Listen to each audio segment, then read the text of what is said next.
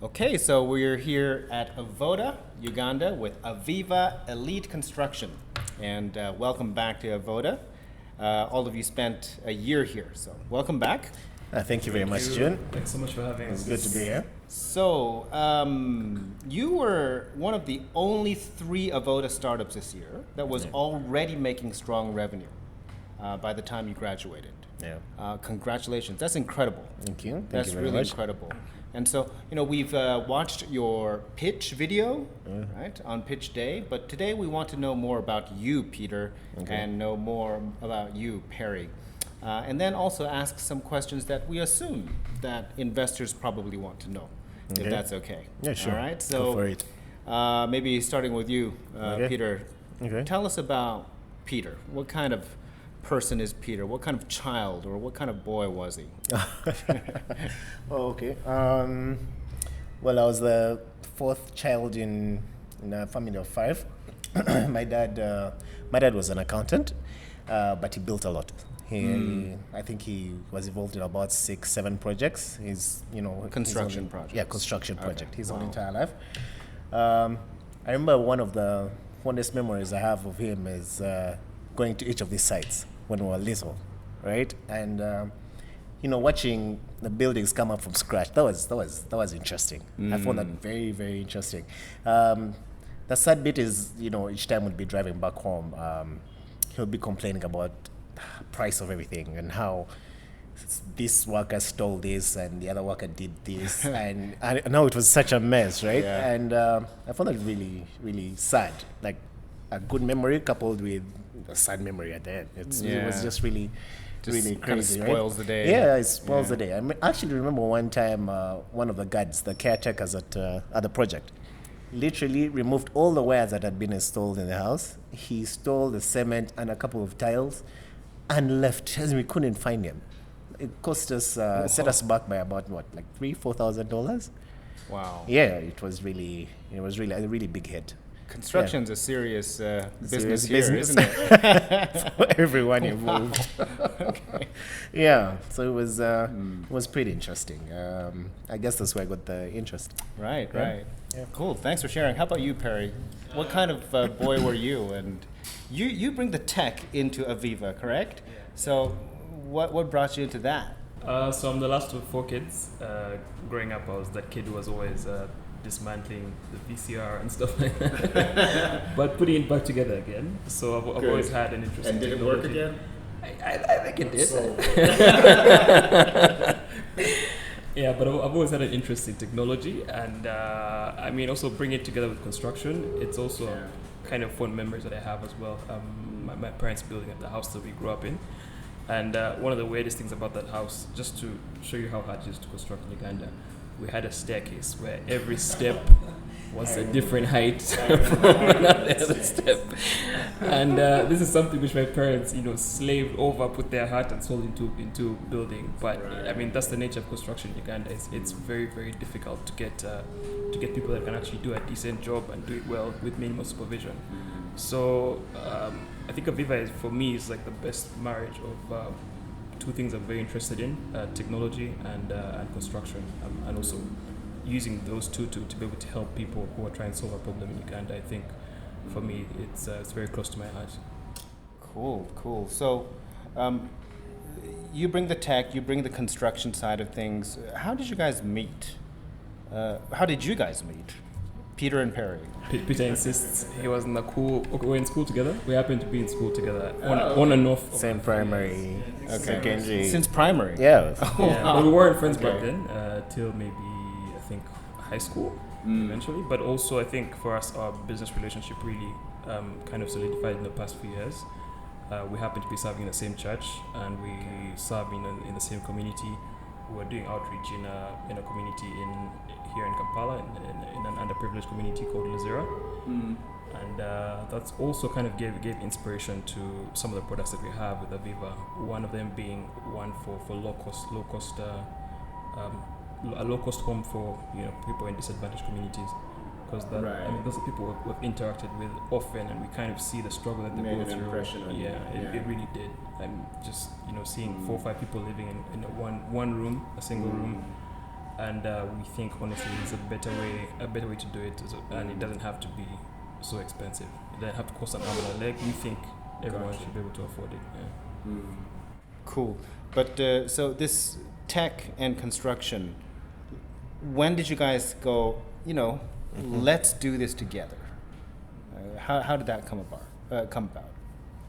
So Peter has been in construction for some time, quite a bit of time. I've been in the technology development space for a while. So what I was doing was basically coming up with technology solutions for different companies on a consulting basis. And I think we just sat down one day and decided to go at it together, and that construction is one industry in Uganda that is really behind technology-wise. There's so many issues that happen, and many of them maybe caused by the circumstances, but a lot of them are caused by just a lack of planning, a lack of foresight and forward thinking.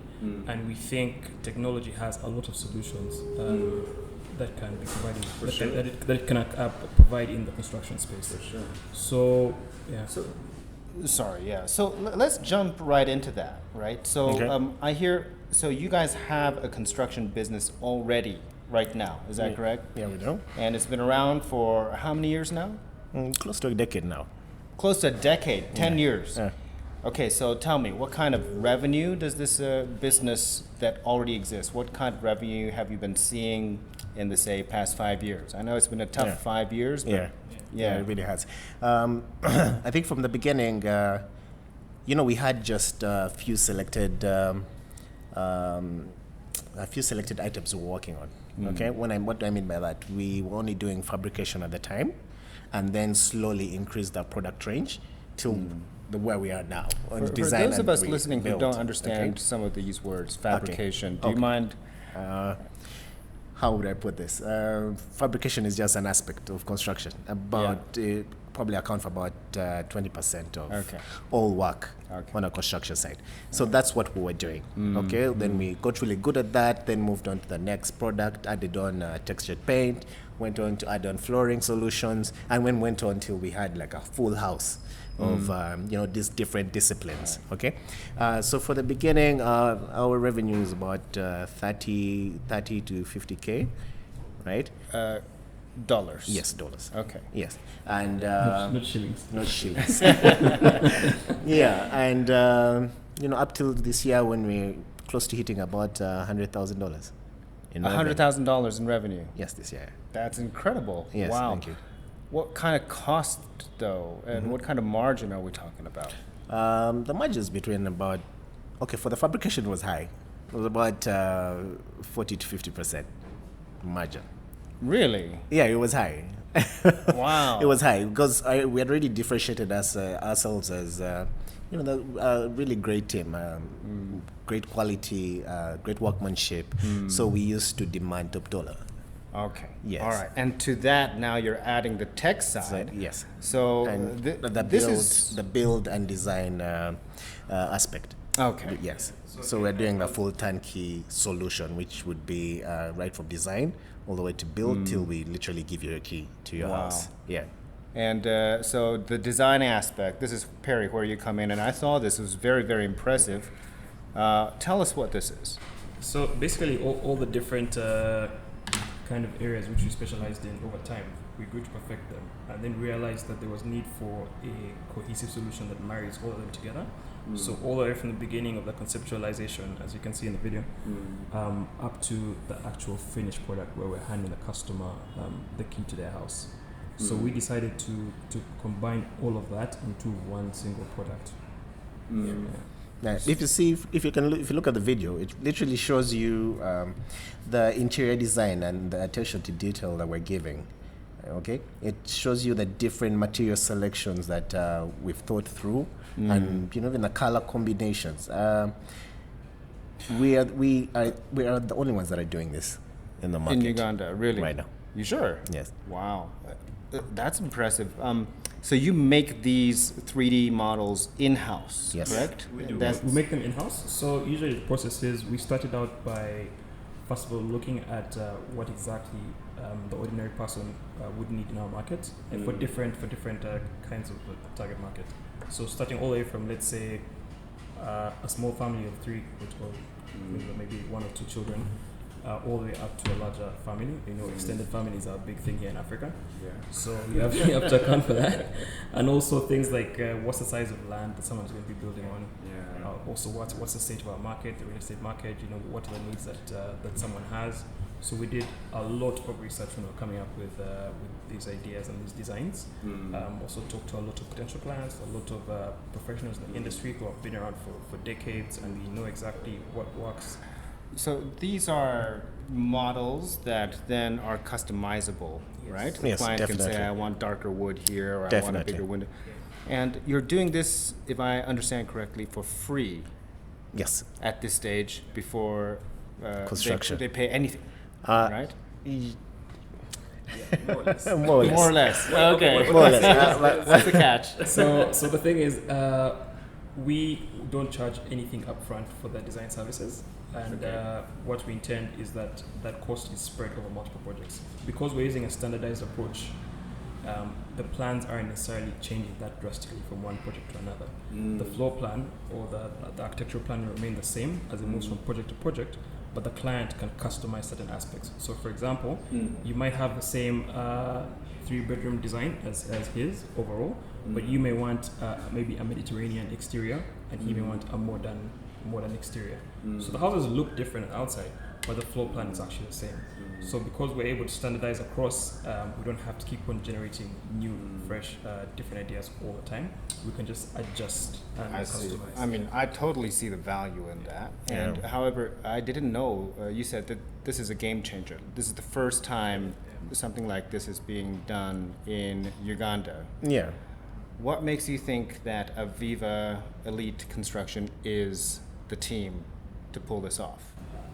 Well, like Peter said, we've spent years perfecting our craft and all the different aspects that are required to actually execute the full project.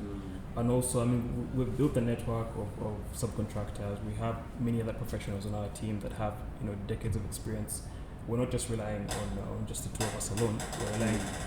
We're relying on a massive team that's behind us. How massive?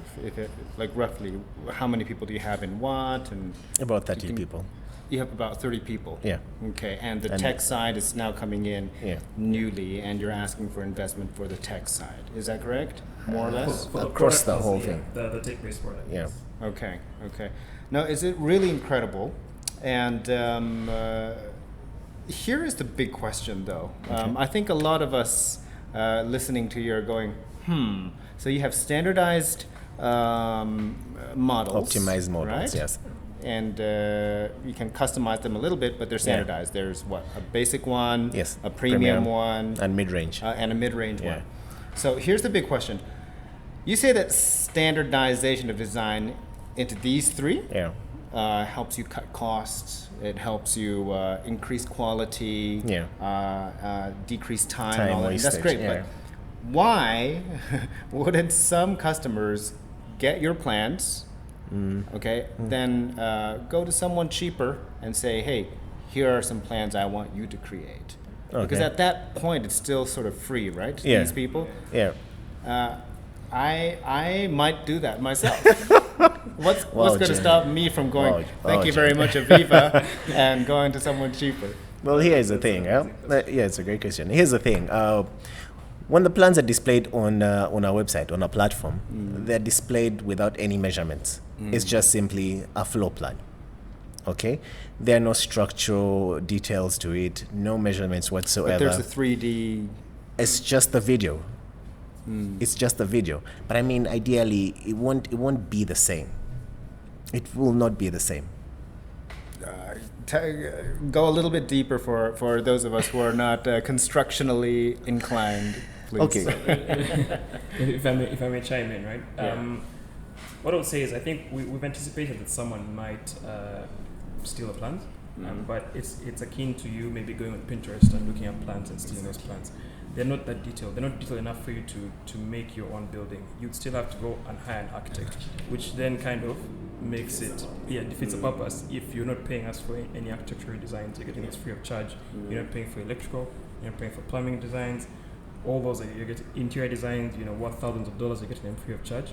it then defeats the purpose for you to steal it and go pay someone else to redo those designs, right? It's kind of like I can use the analogy. Let's say KFC, right? You could go maybe steal the secret recipe and go to the supermarket, buy the chicken, cut it, fry it, and it takes you a day and a half to make your own chicken. Or you can just go to KFC and have a chicken. Right?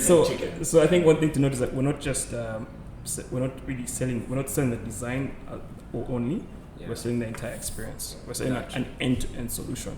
So anyone who prefers to go and suffer on their own, I don't think is really our target market. We're looking for people who want to experience the product and the end-to-end product and to benefit from. Yeah. And I feel like that's just a common thing with literally every software out there.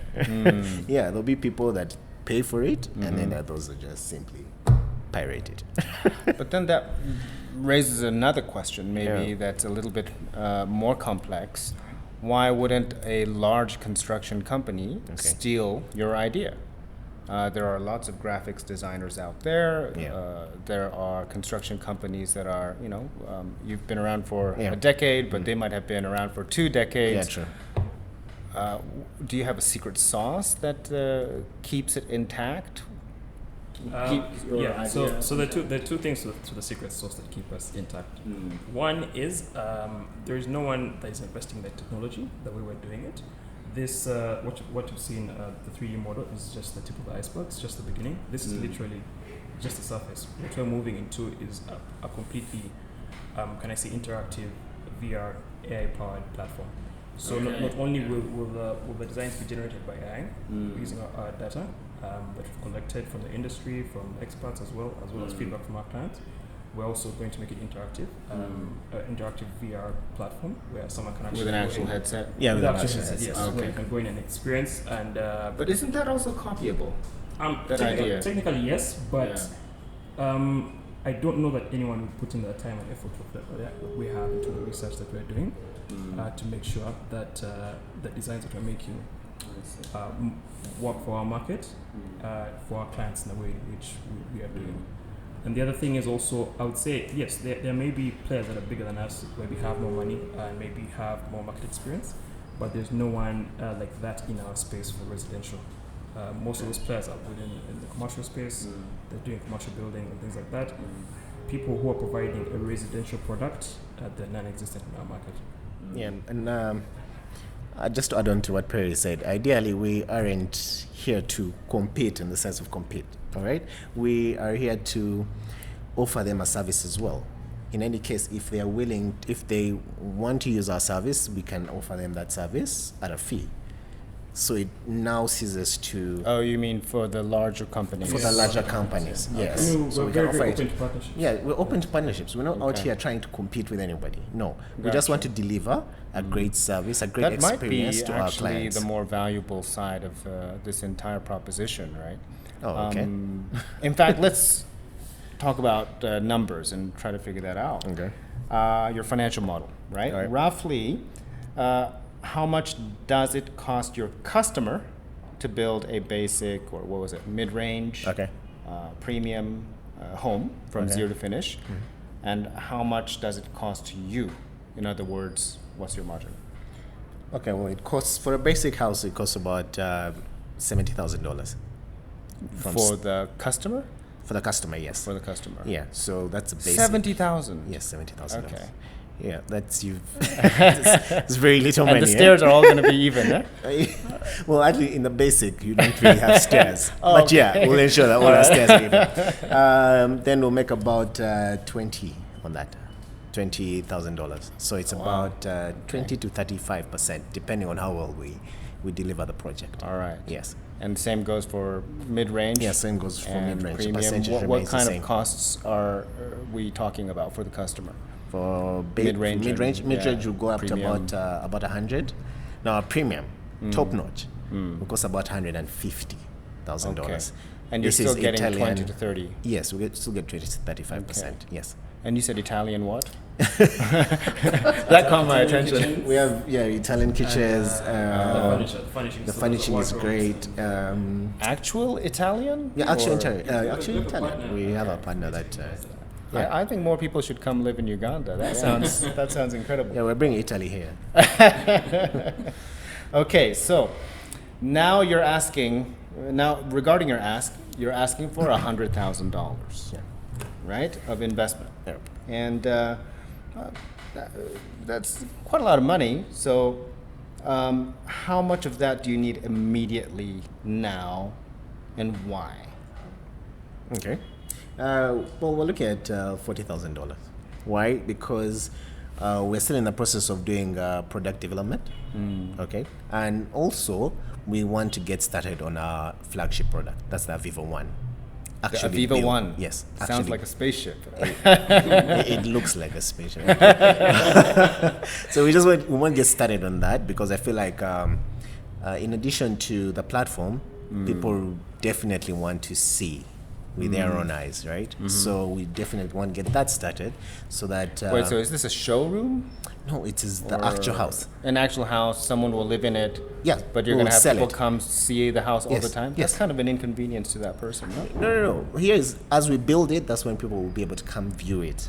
But if once we sell it off, then you definitely can't view it All anymore. right, so you got to time it well. Yeah. Okay, Yeah.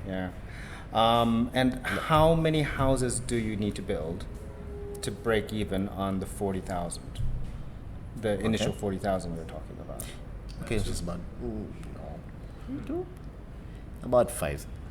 About 5 houses? Yes. Yeah? Yeah. 5 basics. 5 basics. Okay. Yeah. All right. So then I guess the big question is this one, right? So you're looking for debt capital, correct? You're looking for a loan. Yeah, we're looking for a loan. A loan of 40,000 initially, and then Scale up. scale up to 100,000. Yeah. Tell me how you break that down. 40,000 is something you need immediately to start building the Aviva One, Yeah. correct? And then? And marketing, ideally. And marketing, Yeah. okay. And then help me get to the 100,000. What are we using the rest of that money for? And when do you need it? Okay, so we'll start with the 40, and then 2-3 months later, we'll definitely need the other 40. Then the 20 after another 2 or 3 months. Okay, so that's the spell of the whole construction process from start to finish. So this 100,000, all of it is for Aviva One? Yes, Ah, okay. but So- still, Okay. it's to construct the Aviva One, but help us with the product development of the Aviva 1, 2, 3, and 4. Just the virtual, there's these videos like this, marketing, because as we build, we definitely want to be marketing that house, because, I mean, that's how we'll get the clients. Yes. Okay. And you hopefully can produce more of that breakdown on paper or something. Yeah, if definitely. an investor's Definitely. interested. Yeah, definitely, right? we can do that. Okay. Yeah. So loans. How long do you think you can realistically start paying the loan back, and how long do you think it'll take you to finish paying back that 100,000? Thanks, that's a great question. We believe we would start paying the loan, or we would intend to start paying the loan within a year from getting it, and we expect to be done within another 3 years. Okay, so a grace period of 1 year, Yeah. and then you start paying back for the next 3 years. Yeah. 100,000. Yeah. Okay. It sounds to me that it's even possible, if you're really successful, excuse me, to go a little bit faster than that, because you're talking about 5 houses. Is that Yeah. right? Yeah. And those are few. Yeah. Ideally, our goal, our ambitious goal, big, hairy, Audacious. achievable goal, Yeah. audacious goal, is by 2033 to have built 1,000 houses. 1,000 houses? Yes. Nah, now you're joking. No, because we can't do it, because right now we are in conversations with a Rotary club that wants us to build 60 houses for them. So why is 1,000 difficult? You're going to need more people. We'll get more people. I like that. I like the ambition. Yeah. Okay. Yeah, so really, 1,000 homes is possible. Okay. Yeah. Cool, and I love these ambitious goals, especially ambitious goals coming from a Christian business like Aviva. And so I guess last question that was closed. As a Christian, how did Aviva, change your worldview about the intersection, if you will, between business and faith? That's an interesting question. Really, for me, I think AVODA changed the way I look at my bottom line. It's not just about the profit anymore for me. It's also about the social and the gospel impact. How is my business helping people in the society? Right. What impact do I have in spreading the gospel of Christ? Right? Going out to make disciples. How is my business doing this? And I'll tell you, before AVODA, we really weren't paying attention to this. It's after on most of our sites we have volunteers that come on and they're learning from our more experienced builders. Interns. Sort of like interns, right? Yeah. And we're giving them. We don't pay them at the same rate. We pay a decent amount. Right. But in addition to that, there's skill transfer. Okay. For the gospel, we're trying to partner with the churches and just offering, basic services that ordinarily they would pay for, right? Okay. So really, before we were not doing this, and now we're doing this, and we feel pretty good about it. We feel very fulfilled. That's great. I mean, from your story, it sounds like you had two bottom lines already. You needed to make profit, and your experience in Luzira with the underprivileged and seeing their homes, that awoke in you like the want, the desire to make social impact. Definitely. I think seeing that is very. I don't think you can see that and stay the same, to be honest, or experience that up close. Like we see this stuff on the driving by and all, but to go into people's homes and see how they're living, I think touches you in some kind of way. And also just on the spiritual level, I think last year before I joined AVODA, for some reason I just felt compelled to just ask that question, like, how can I do something from a business point of view that serves the kingdom? And I didn't know the answer to that question. I think I remember having this conversation with Espoir just last year, and I was asking him, like, okay, you studied this stuff in school, like, how do I make my business into a kingdom business? And he told me, just come for class, like, you'll figure it out. And I think I also had this question with it's one of the questions I asked Mark Wells when he had the one-on-one. Yeah. Like, how do you have a business that serves the kingdom at the end of the day? And I think it was a welcome, insight from a board on how exactly to craft your business in a way that serves the kingdom and also makes sense from a financial or business point of view. So I think thankful. I think deep down you have the urge, but you don't really know what it is. AVODA as a Christian, right? You're always going to have that urge as a Christian, for sure. So AVODA really gives it structure, and it gives you a point to aim at, and then you can figure it out. Yeah, I'm glad. Thank you very much, Peter, and thank you, Perry. Thanks so much. You're Praying for your new business and for investment. And thank you to everybody watching.